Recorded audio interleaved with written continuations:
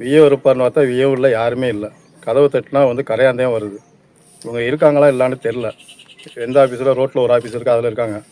இதுக்கு அவங்க அங்கே பில்டிங் வந்து அவங்களுக்கு சரியில்லை கணது இங்கே கட்டினது பரையாங்குளத்து விஏவுக்கு.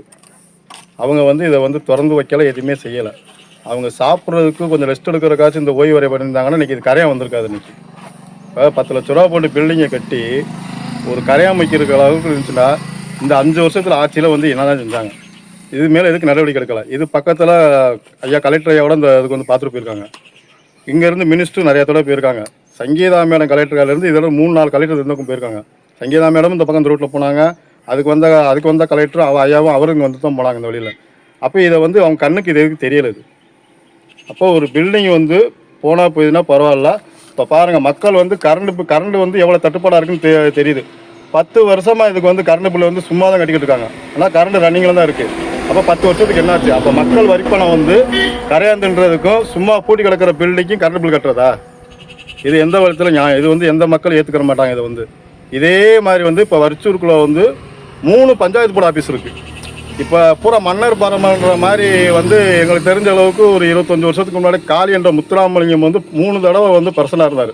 அவர் அந்த 3 பீரியட்லையும் வந்து அவர் அந்த ஒரே பில்டிங்கில் தான் இருந்தார்.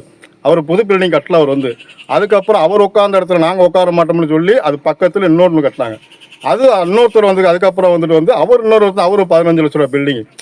இப்படியே பில்டிங் கட்டி அந்த பில்டிங் போனால் அப்போ போய் இதே மாதிரி நிலைமையில தான் அந்த பில்டிங் இருக்குது இன்னமும். அதுக்கப்புறம் வந்து வர்ச்சுவல் வந்து ஒரு ஹாஸ்டல் கொண்டு வந்தாங்க. பேர் செல்வராஜையா மினிஸ்டராக இருந்தார். அப்போ ஒரு ஹாஸ்டல் கொண்டு வந்தாங்க. அந்த ஹாஸ்டல் வந்து இப்போ வந்து அங்கே 10th வரைக்கும் அங்கிட்டு போயிருச்சுன்னு சொல்லி கொஞ்சம் தூரம் ஆயிடுச்சு. வர்ச்சுவலில் வந்து 5ஆம் கிளாஸ் வரைக்கும் தான் இருக்குது. அப்போ அந்த புள்ள பூட்டி இப்போ யாரும் சரியாக வர்றதில்லை. அந்த ஹாஸ்டல் வந்து 30 லட்ச ரூபாய் 40 லட்ச ரூபாய் மதிப்புன்னு நினைக்கிறேன். அதுவும் இப்போ பூட்டி தான் கிடக்கு. இதுக்கு எந்த நடவடிக்கை யாரும் எடுக்கவும் மாட்டேன்றாங்க. இதே வர்ச்சுவலாக கிழக்கு தொகுதியில் வந்து மினிஸ்டராக இருந்திருக்காங்க. ஏன் அதுக்கு நடவடிக்கை எடுக்கலை? அப்போ வர்ச்சுவல் வந்து ஊராக தெரியல யாருக்குமே. ஓட்டு மட்டும் கேட்டு வாங்கிட்டு போகிறாங்கல்ல. இதை வந்து மக்கள் வந்து மனுவாக கொண்டு போய் கலெக்டர் கொடுத்தோம்னா அந்த மனு வந்து என்ன ஆகுது? 15 நாளில் வந்து தீர்வு காணும்னு சொல்கிறாங்க. 15 நாள் தீர்வு காணுக்கு வேலையே இல்லைப்பா. எழுத்தாப்பில் நாங்கள் மனு யார் கொண்டு வரோமோ அந்த ஆஃபீஸர்கிட்ட கொடுத்துட்றாங்க. 15 நாள் தீர்வு எங்கே வருது? எந்த தீர்வு இல்லை.